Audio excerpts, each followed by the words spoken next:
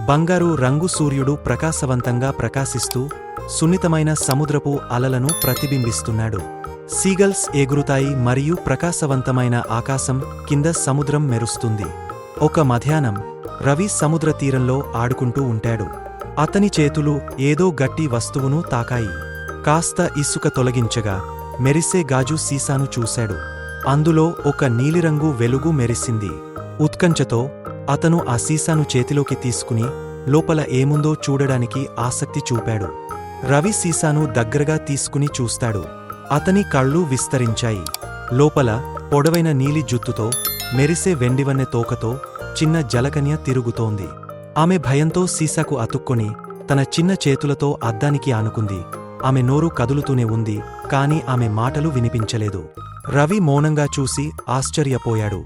జలకన్య నిరాశగా అద్దాన్ని తాకుతూ వేగంగా ఏదో చెప్పడానికి ప్రయత్నిస్తోంది.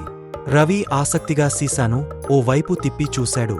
హలో చిన్నా, నా పేరు మీనా. నాకు సహాయం కావాలి. నేను ఒక దుష్ట మాంత్రికుడి వలన ఇలా చిన్నగా అయిపోయాను.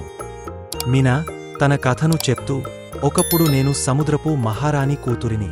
కాని ఒక దుష్ట మాంత్రికుడు నన్ను ఇలా చిన్న జలకన్యలా మార్చి సీసాలో బంధించేశాడు. సీసా మరింత ప్రకాశించింది. రవి కళ్ల ముందు ఒక మాయాజాలం వెలసింది. అందులో ఆ చిన్న జలకన్య సముద్రంలో సంతోషంగా ఈదుతూ తన మిత్రులతో ఆడుకుంటోంది. రవి సీసాకు ఉన్న కార్క్ను గట్టిగా పట్టుకుని తిప్పాడు, కాని అది కదలలేదు. ఇది తెరవడం చాలా కష్టం మీనా. మనం ఎలా ఈ శాపాన్ని తొలగించగలం? మళ్ళీ ప్రయత్నిస్తూనే అతని ముఖం తడి చెమటతో తళుక్కుమన్నది.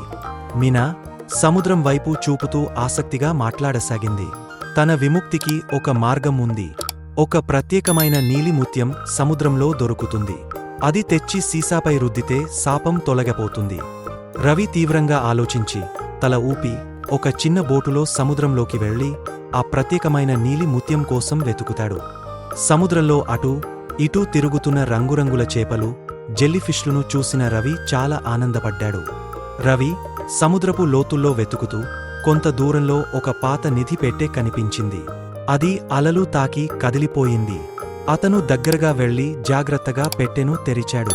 లోపల ఒక ప్రకాశించే ముత్యం మెరిసిపోతూ ఉంది. అతని గుండె ఉల్లాసంతో కొట్టుకున్నది. రవి సముద్రం నుండి వేగంగా తిరిగి వచ్చి ముత్యాన్ని సీసాపై రుద్దుతాడు. ఒక్కసారిగా ప్రకాశించే వెలుగు వ్యాపించి మీనా మృదువుగా పెరిగి నిజమైన జలకన్యగా మారిపోయింది. ఆమె స్వేచ్ఛగా చేతులు చాపి ఆనందంతో నవ్వింది.